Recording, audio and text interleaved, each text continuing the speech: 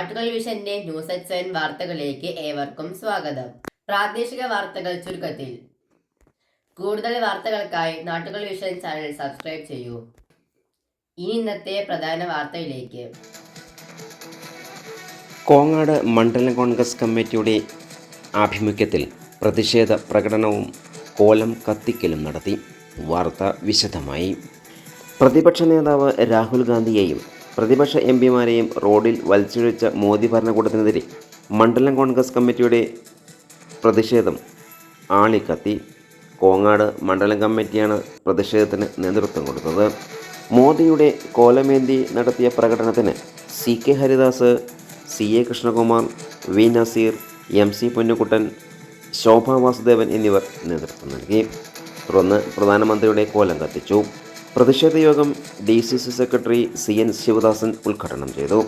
Block secretary TV Ramadas, മണ്ഡലം president TU Muraleekrishnan, UJ Harigovindan, TC Santhosh എന്നിവർ പ്രസംഗിച്ചു. ഇതിനെതിരായി രാഹുൽ ഗാന്ധി ചോദ്യം ചെയ്തു.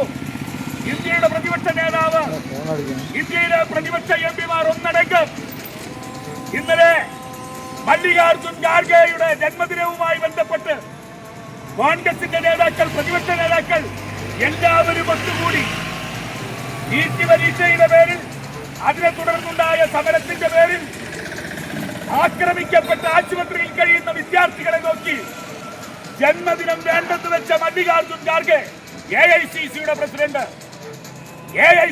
പ്രസിഡന്റിന്റെ വസതിയിൽ ഒത്തുകൂടിയ ഐക്യജനാധിപത്യ മുന്നണിയുടെ ഇന്ത്യൻ മഹാസഖ്യത്തിന്റെ നേതാക്കൾ, പ്രതിപക്ഷ എംപിമാർ സംഘം ചേർന്ന് പ്രധാനമന്ത്രിയുടെ വീട്ടിലേക്ക് മാർച്ച് ചെയ്യുന്നു.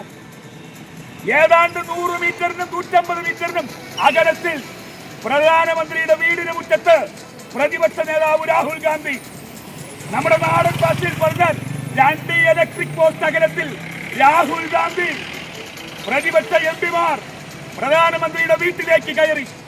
ആ ഇരച്ചു കയറ്റം ഇവിടുത്തെ രാജ്യം ഭരിക്കുന്ന ഇവിടുത്തെ ഇന്റലിജൻസ് വിഭാഗത്തിന് കാണാൻ കഴിഞ്ഞില്ല.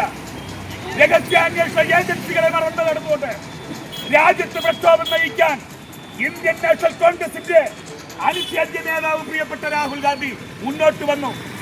സമരത്തെ ഭയന്ന് പ്രധാനമന്ത്രിയുടെ സുരക്ഷാ ചുമതലയുള്ള മന്ത്രിമാരടക്കം സേനാ വ്യൂഹം രാഹുൽ ഗാന്ധി ഉൾപ്പെടെയുള്ള നേതാക്കളെ നിരത്തിട്ടടിച്ചു, വാരിയെടുത്തു.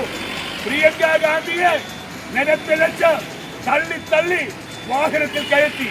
നമ്മുടെ MP പ്രിയപ്പെട്ട ശ്രീകണ്ഠൻ ഉൾപ്പെടെ, കാപ്പിപ്പുറത്തിൽ ഉൾപ്പെടെ മർദ്ദനത്തിൽ പരിക്കേറ്റു. രാജ്യത്ത് ഡൽഹി പോലീസ് സേന നടത്തിയ ഗുണ്ടാ വിളയാട്ടത്തിൽ പ്രതിഷേധിച്ചുകൊണ്ടാണ് ഈ പ്രതിഷേധം രാജ്യത്തെമ്പാടും നടക്കുന്നത്. ഇന്ന് രാഹുൽ ഗാന്ധി, നമ്മുടെ പ്രിയങ്കരനായ പ്രതിപക്ഷ നേതാവ്, കൃത്യമായി പറഞ്ഞു, ഇവിടെ സമരം നടത്തിയ വിദ്യാർത്ഥികളെ ആക്രമിച്ച പോലീസ് സേനയ്ക്കെതിരെ നടപടി വേണം. പ്രധാനമന്ത്രി ഈ രാജ്യത്തോട് മാപ്പ് പറയണം, വിദ്യാർത്ഥികളോട് മാപ്പ് പറയണം.